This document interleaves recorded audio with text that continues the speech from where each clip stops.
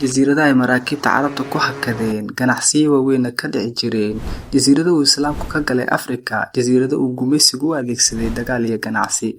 Ku raaxayso safar taariikhi ah oo aanu kaga hadli doono jasiiradaha qarsoon ee Soomaaliya. Ogsano muuqaalkani waxaad ku ogaan doontaa waxyaabahan hore loo sheegin. Soomaaliya waxay leedahay xeeb dhererkeedu yahay in ka badan 3,300 kiiloomitir, taasoo ka dhigaysa mid ka mid ah dalalka ugu xeebta dheer Afrika. Dhererkaasi waxaa ku yaala jasiirado badan oo qurux badan, taariikh dheer leh iyo muhiimad istiraatiiji. Jasiirada Saacadudiin waxay ku taalaa xeebta gobolka Sanaag, agagaarka Laasqoray. Waa jasiirad qadiimi ah oo taariikhdeedu la xiriirto ganacsigii Carabta iyo Indiya. Waxaa laga helay raadad dad hore oo deganaa iyo calaamado muujinaya in ganacsiga badani ka dhici jireen. Jasiirada Ceebaad waxay ku taalaa agagaarka Berbera waqooyiga Soomaaliya. Waxaa la sheegaa in ay ahayd saldhig ganacsi qadiimi ah. Waxaa loo adeegsan jiray in laga raro xoolaha iyo waxyaabaha kale ee ganacsiga. Jasiirada Baajooni ku taalo koonfurta Soomaaliya, gaar ahaan gobolka Jubbada Hoose. Waxaa ka mid ah jasiirada Jovay, Koyoma, Nguma, Kandani, Kiamboni iyo qaar kale. Dadka degan waxaa loo yaqaanaa Baajooni, waana dad Soomaaliyeed oo leh af gaar ah oo la yiraahdo Kibajuni, laf ahaan ka soo jeeda Kiswahili.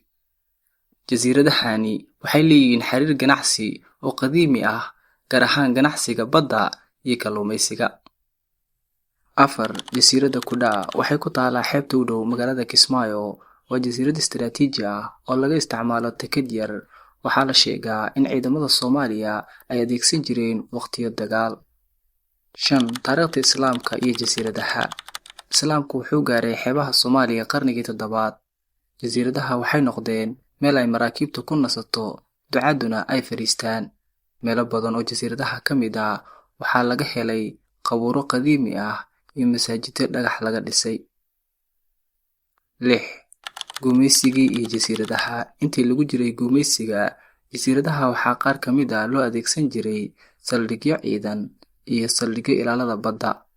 Tusaale, jasiiradaha Baajoon waxaa xukumayay Talyaani, halka qaar kalena ay Ingiriiska maamulayeen. Maanta, jasiiradaha badankoodu waa deegaan dabiici ah, qaarna waa la degan yahay. Waxaa ku badan kalluumaysiga, dhirta xeebaha iyo xoolaha badda.